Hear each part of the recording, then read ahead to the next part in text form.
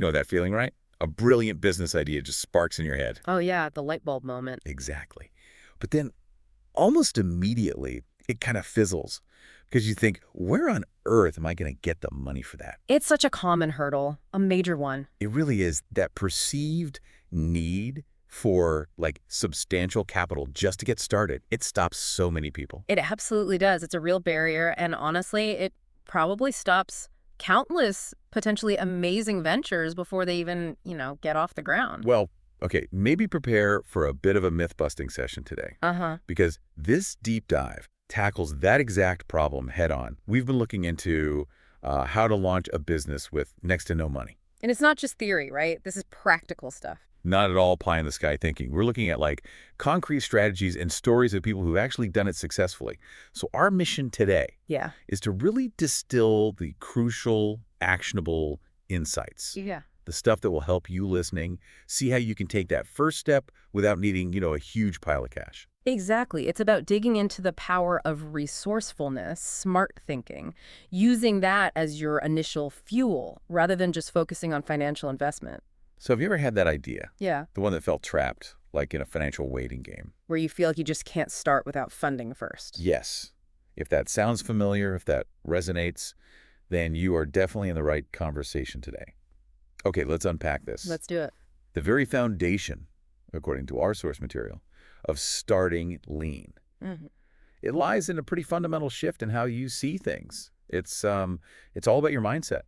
That's absolutely right. Before you even think about business plans or marketing, the very first crucial step is, recalibrating your perspective. The guide we looked at really emphasizes this idea of believing in abundance. Which isn't some kind of like magical thinking about money appearing, is it? No, not at all. It's more about recognizing the assets you already possess, Precisely. thinking less about a bank balance and more like an inventory of what you actually bring to the table. Exactly. It's shifting your focus away from that perceived lack of financial capital and towards the very real abundance of your time, your skills, the knowledge you've picked up, the connections you have, Right. and that essential ingredient. Grit, determination, these are all incredibly valuable starting points, seriously valuable. And it really makes you wonder how many good ideas just get, shelved Sure. simply because the focus is so heavily skewed towards the money side. Mm-hmm. The source also highlights cultivating a problem-solving attitude. This is interesting. It's like flipping a switch on how you view everyday frustrations. Yeah, what's fascinating here is how it encourages you to see those inconveniences not just as annoyances you put up with, Right. but as potential opportunities just waiting. If something consistently bugs you, chances are other people feel the same way. And that unmet need, that shared frustration, that could be the fertile ground for a new business. Exactly. That's where the opportunity lies. It's that classic scratch your own itch idea, isn't it? But with an entrepreneurial hat on. Totally. And then comes being truly resourceful. This is where the rubber meets the road, using what you actually have available. Okay. Absolutely.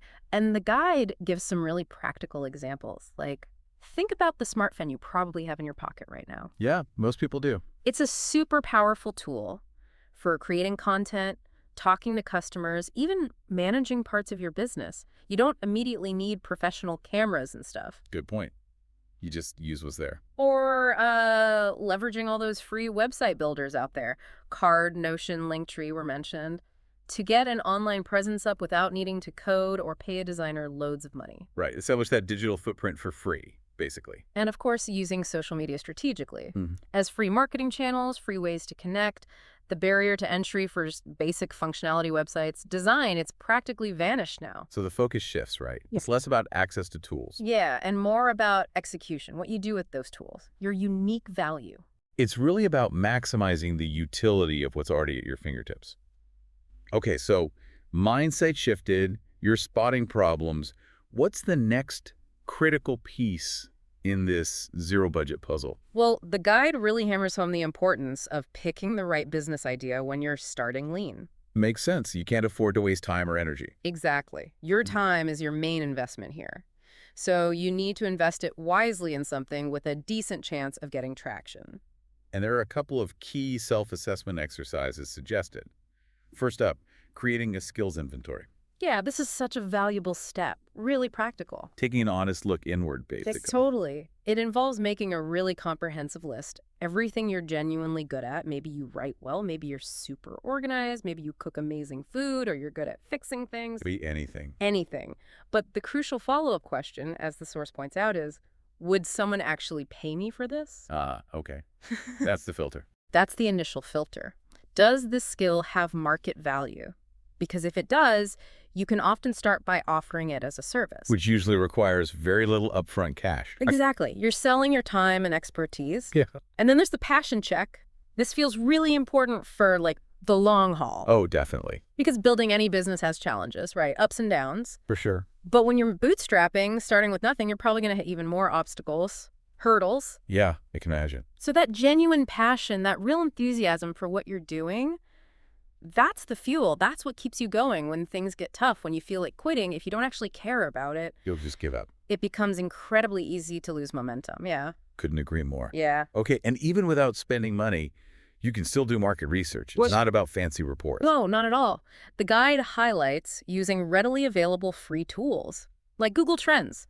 See if people are actually searching for terms related to your idea. That's smart.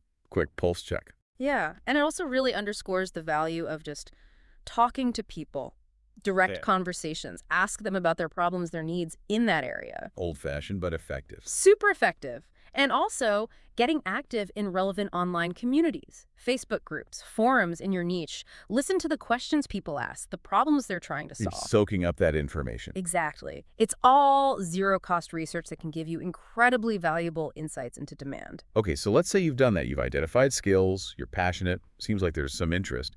How do you actually start doing something with, like, $0? Right.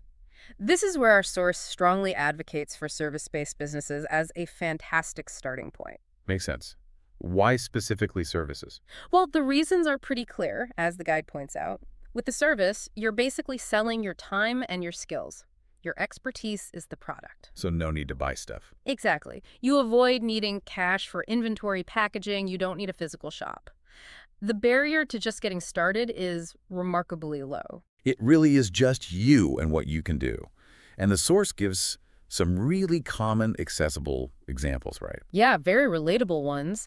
Things like freelance writing. If you can write well, businesses always need content. True. Graphic design, logos, social media visuals. Again, constant demand, especially online. Tutoring, if you're good at a subject. People need help learning. Always a market for that. Social media management. Lots of small businesses are overwhelmed by it and need help. Definitely. And consulting. If you have deep expertise in a specific area, fitness, marketing, maybe even organizing closets, you can offer that guidance. Yeah, these are all things someone could realistically start offering pretty much immediately with minimal cost. Yeah. Okay, now, to actually deliver these services or maybe even start selling products without that upfront cash, the source talks a lot about free tools. This part was really encouraging. It really does level the playing field, doesn't it? For anyone wanting to start, the guide helpfully groups these resources. So for just getting a basic online presence. Like a simple website. Yeah. It points to builders like Card, Notion, Linktree. They often have free versions that are perfect for just getting started, showing people what you do. And making things look good, even if you're not a designer. Right. There are fantastic free platforms like Canva, and Figma was mentioned too. They're loaded with templates. Makes it pretty easy to create decent-looking visuals without hiring someone. Yeah, Canva's amazing for that. Totally. And then for actually getting the word out, the source reminds us social media is free to use. Instagram, TikTok, Facebook. These can be incredibly powerful for building an audience, finding those first customers. All without spending on ads initially. Exactly. And even for making the sale itself, taking payment, there are free or low-cost platforms. Etsy was mentioned if you're making handmade stuff. Right. Or freelance marketplaces like Fiverr and Upwork for offering those services we talked about. It's actually kind of amazing how many resources are out there if you just, look for them. It really is. Now, what if your idea does involve selling physical products? That often sounds like it automatically means inventory costs. Yeah, that seems like the big hurdle for products. Buying stock. It's a valid concern, and that's where the guide offers some really clever ways around it.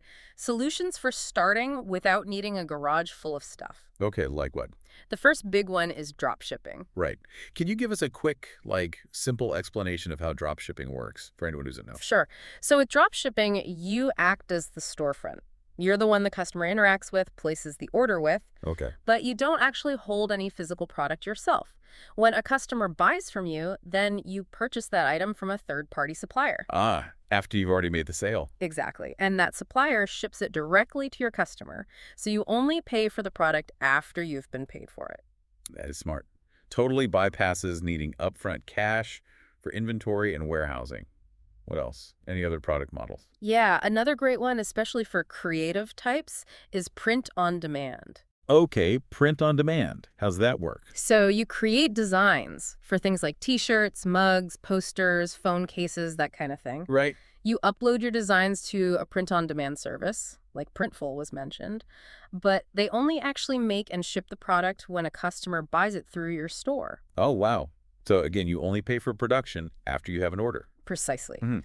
No need to guess sizes and colors and end up with boxes of unsold t-shirts. Significantly lowers the risk. That's huge for artists and designers. Totally. Then there are digital products. This is a big one too. Like ebooks, templates. Exactly. Ebooks, downloadable guides, checklists, templates, maybe even short online courses, things you create digitally once. And then you can sell them over and over again to many customers without any additional production cost. It's a really powerful way to leverage your knowledge or skills. That sounds fantastic. Scalable too.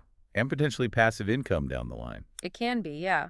And the final no inventory model mention is affiliate marketing. Okay, affiliate marketing. Promoting other people's stuff. Basically, yes. You partner with businesses, you promote their products or services using a special link they give you. Your unique referral link. Right. And you earn a commission for every sale that comes through that link. You don't create the product, you don't handle shipping or customer service. Your job is just the marketing bit, connecting buyers. Exactly. Your role is to be the connector, the referrer. All of these models really do open things up, don't they? For starting a product business without needing that big initial investment in stock. They absolutely do. It removes a massive traditional barrier. Okay, so even if you're not spending much money, people still need to know you exist. Hmm.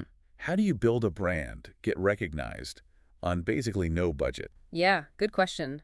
The guide emphasizes that branding, at its core, it's about perception. It's how people see you and what you offer. And that doesn't necessarily require a big budget? Not initially.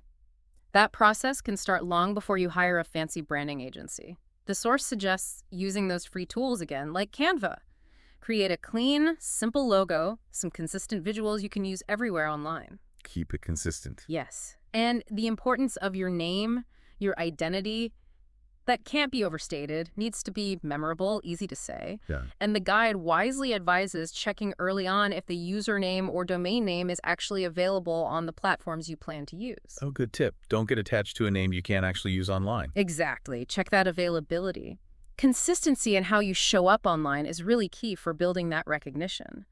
And then there's the power of free publicity, often overlooked. Free publicity, how does that work? The guide encourages just actively sharing your story, your journey, in relevant Facebook groups, maybe on forums, maybe even reaching out to local news blogs or papers. People like authentic stories, right? People really connect with those genuine early-stage stories. Entrepreneurs just starting out, figuring things out. It's relatable. So it's about being creative, finding ways to tell your story without needing a PR budget. Okay. Now, beyond just broadcasting, the source also talks about building connections, networking, even bartering. Yeah, these are super valuable, non-monetary ways to get resources, maybe even find clients. Bartering, especially. Trading your skills for something you need. Like a skill swap. Exactly. The guide gives a great example. A graphic designer needs a website, a web developer needs a logo. They trade services. It's a win-win, especially early on. Thinking creatively about exchanging value without cash changing hands. Right. And actively participating in communities both local and online seems crucial too. Local networking events, things like that. Definitely. Local events, industry meetups, maybe even clubs related to your interests can be surprisingly good places to find clients, collaborators, maybe even mentors. And online. Online, engaging thoughtfully. In relevant LinkedIn groups, maybe answering questions helpfully in forums. Providing value in those online interactions. It builds relationships, increases your visibility. It's often about giving value first. That makes sense. Yeah. Build goodwill, build connections. Okay, so you've started small. You're getting maybe a little bit of traction. How do you make sure that growth is sustainable without a big safety net? The guide mentions smart growth strategies. Yeah, the concept of the MVP, minimum viable product, that's key here. Right. The most basic version that works. Exactly. Resist that temptation to launch something absolutely perfect with all the bells and whistles right away. Focus on solving the main problem with the simplest possible solution first. Just get something out there. Get it out there, see how people react, and then, this is crucial, listen really intently to those first users. Ask for feedback. Actively seek it out. The guide stresses this. What did they like? What was confusing? What are they missing? What improvements do they suggest? That direct feedback is gold. Invaluable for figuring out the next steps. Totally. It helps you make informed decisions about how to iterate and improve. And then, when maybe a little bit of money starts coming in, those first profits, The advice is clear. Reinvest profits strategically.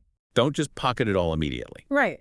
Instead of taking it all as personal income right away, the guide suggests carefully putting that money back into the business. Maybe to upgrade a tool, maybe run a few low-cost targeted ads, maybe even hire a little bit of part-time help when you can genuinely afford it. Fueling that growth organically. Exactly. Sustainable step-by-step growth. Now, this all makes logical sense, but it's always really inspiring to hear about real people who've actually done it.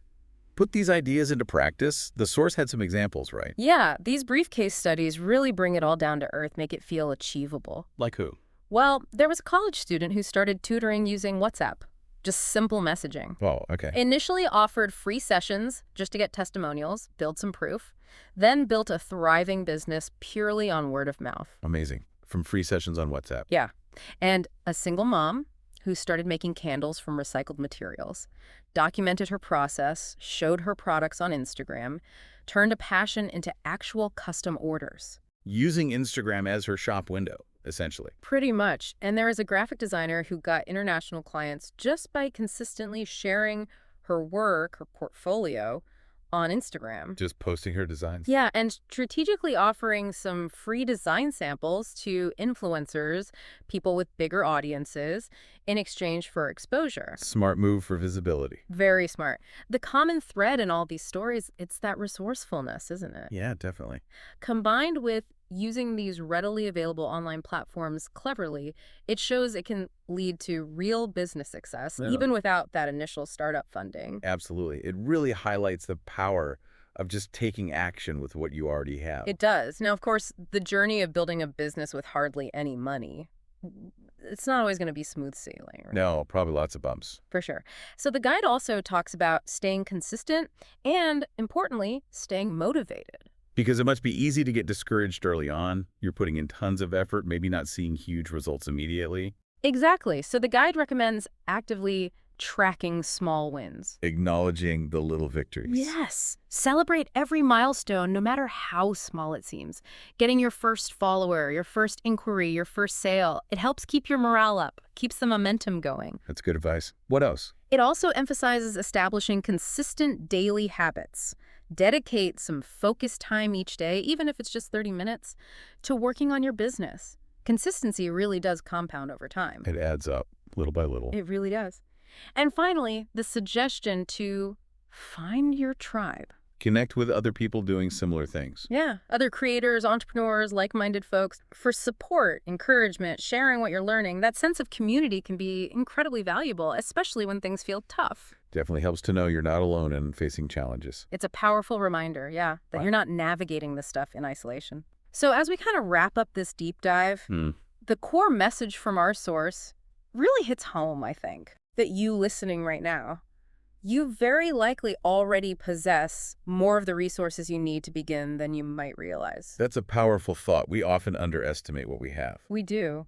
And chasing some impossible standard of perfection or waiting for that mythical perfect time when you magically have tons of money. Yeah, that just leads to never starting. Paralysis by analysis. Exactly. The guide is a great reminder. You don't need everything to be flawless to just take that first step. Just begin. Okay, so just to quickly recap those key takeaways for everyone listening. Yeah, good idea. It really starts with that mindset shift, doesn't it? Right. Believing in your existing resources, being a problem solver. Absolutely. Then identifying the right opportunity, checking your skills, your passion, the actual market need. Right. And leveraging those service-based models and all those free online tools to lower the barrier to entry. Getting creative with product ideas, using drop shipping, print on demand, digital products to avoid inventory costs. And building your brand through just consistent communication, maybe some free publicity, and really actively networking and bartering. You got it. Those are the core pillars. And for anyone who wants to dig deeper, the source material we explored does have a dedicated resources section. Oh, yeah, that's useful. It points towards things like specific free tools, Canva, and Notion were named again. Useful websites like Fiverr, Etsy, even recommend some books like The Lean Startup, Good recommendations there. and podcasts like Smart Passive Income, and suggests online communities like Indie Hackers for support. Lots to explore. Definitely worth checking out if this topic resonates. So here's a final thought for you, the listener, to kind of chew on. Building on the reflections in our source. Okay. Think about that one skill you have. Maybe it's just a hobby now or something you do casually, but deep down you've maybe wondered, could this be something more? That little nagging idea. Yeah. So the question is, what is one small, totally no-cost action you could take, maybe even today, to just start exploring that possibility? Just one tiny step. Just one tiny step. Could be sending an email, doing a quick search, drafting a simple offer. You might be genuinely surprised where that single small action could lead.